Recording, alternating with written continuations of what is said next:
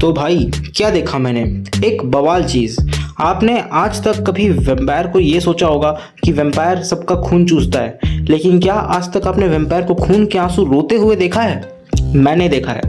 मैं आज एक ऐसी मूवी का रिव्यू करने वाला हूं जो आपके हॉरर की सारी डायमेंशंस को ब्रेक करके गुरु लोग आप लोगों को असली आनंद देने वाला है। इस मूवी का नाम है नॉस्फेरातु। ये मूवी अभी 10 जनवरी को 2025 में इंडिया में रिलीज हुई है और इस मूवी को देखने के बाद आपके सारे चरम सुख के द्वार फट जाएंगे।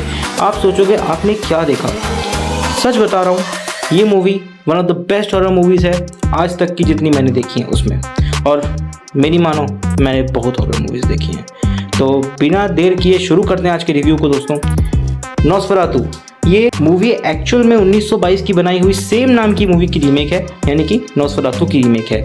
1922 में जब नॉस्फेरातु की ओरिजिनल मूवी जर्मन में बनी थी तो उस मूवी की कहानी कुछ ऐसी है कि वो मूवी जब बनी थी ना तो वो एक बुक पे बेस्ड थी। उस बुक का नाम था Dracula, which was written by Bram Stoker. जब वो मूवी बनाई गई थी तो ब्रैम स्टोकर ने सारे प्रिंट्स जलवा दिए थे, बट कुछ प्रिंट्स रह गए। वो प्रिंट्स को छुपा के रखा गया और आज वो मूवी यूट्यूब पे भी अवेलेबल है।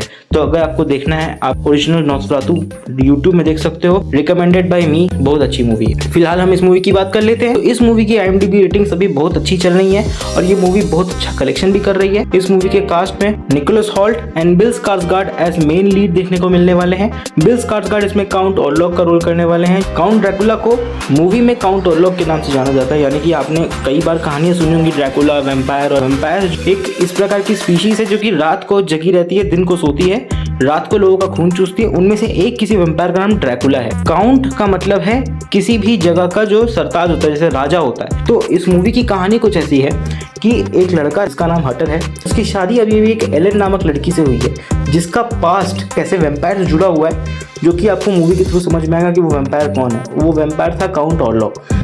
तो मूवी के थ्रू आउट हमको ये समझ में आता है कि जो लड़के का बॉस रहता है, यानी कि नॉक, वो उसको बोलता है कि काउंट ऑरलॉक के पास जाके तुम काम करो, और क्योंकि तुम्हारी शादी अभी अभी हुई है तो तुमको उधर से अच्छा खासा पे मिलेगा ताकि तुम अपनी ज़िंदगी बहुत अच्छी बना सको और तुम्हारी फ्यूचर सिक्योर्ड हो जाए। वो कहता है सब कुछ ठीक है, प्यार मोहब्बत ठीक है, लेकिन जब खाने को रोटी नहीं होगा तो काहे का प्यार मोहब्बत, डाइवोर्स दे देगी। तो इसलिए वो चला जाता है वहाँ पे काम करने और वहाँ पे जाके वो फंस जाता है, क्योंकि उसको समझ में आता है कि डेली रात को जाके काउंट ऑरलॉक उसका खून चूस रहा है। तो यही कहानी है मूवी की। काउंट ऑरलॉक यहाँ पे दो तरीके का गेम खेल रहा होता है। एक उस लड़के का भी उसको बुला के उसका खून चूस रहा होता है, और दूसरी तरफ उस लड़की के सपनों में जा जाके उसका खून चूस रहा होता है। तो काउंट ऑरलॉक यहाँ पे डबल गेम खेल रहा होता है। स्लोली लड़का जैसे तैसे बच के वापस अपने शहर तो आ जाता है, पर काउंट ऑरलॉक भी शहर तो आता ही है, साथ में प्लेग भी लेके आता है, मतलब महामारी। प्लेग फैल जाता है और उस प्लेग में कई लोगों की मौतें होती हैं। लोगों को ये नहीं समझ में आ रहा होता कि लोग मर कैसे रहे हैं। धीरे धीरे समझ में आता है कि हाँ, एक प्लेग के कारण मर रहे हैं। एक कैरेक्टर इधर डॉक्टर सीवर्स का है, वो एलन को देख रहा होता है क्योंकि एलन को भी काउंट ऑरलॉक दूर से परेशान कर रहा होता है। तो एलन पजेस्ड रहती है काइंड ऑफ। तो डॉक्टर सीवर्स अपने प्रोफेसर को बुला के लाता है, जो कि बोलता है कि ये जो काम है ये प्लेग का नहीं है, इसका कारण है काउंट ऑरलॉक। काउंट ऑरलॉक आता है उसी शहर में आके उस लड़की को बोलता है कि तेरे पास 3 दिन है, 3 दिन में तू अपने आप को पूरा मेरी तरफ सबमिट करेगी तो मैं सब कुछ छोड़ दूंगा, तेरे पति को छोड़ दूंगा, सब कुछ छोड़ दूंगा। 3rd डे में वही होता है, लड़की सबमिट कर देती है, लेकिन लड़की प्लान ऐसा करती है कि काउंट ऑरलॉक जब आए खून चूसने तो रात भर से खून चूसता रहे, सुबह हो जाए वो भाग ना पाए। तो वही होता है, लास्ट में सुबह हो गई, वो भाग नहीं पाया। सुबह सुबह देख रहा है कि अरे यार सूरज निकल आया, वो मर जाता है। तो यही कहानी थी मूवी की। ओवरऑल बड़ी सिंपल कहानी थी। मैंने कुछ बिना स्पॉइलर वार्निंग दिए पूरी कहानी बता दी, तो आई एम सो सॉरी। मेरी तरफ से तो भाई पूरी तरह से रिकमेंडेड है। पर्सनली मुझे मूवी बहुत पसंद आई, मूवी बहुत अच्छी है, मैं यही कहूँगा यार। अगर मैं अपनी फाइनल रेटिंग्स की बात करूँ तो मैंने इसको कुछ पैरामीटर्स में नापा है। Thrill, drama, story, acting, visuals.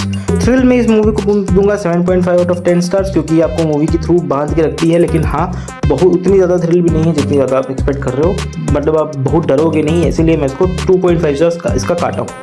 Drama में मूवी 9 आउट ऑफ 10 डिजर्व करती है, क्योंकि मूवी बहुत सारे रिलेशंस और हर चीज़ को बहुत अच्छे से दिखाती है, फ्रेंडशिप की ड्रामेटिक्स को बहुत अच्छे से दिखाती है, मुझे पसंद आया। तो ड्रामा भी मैं इसको 9 आउट ऑफ 10 दूंगा।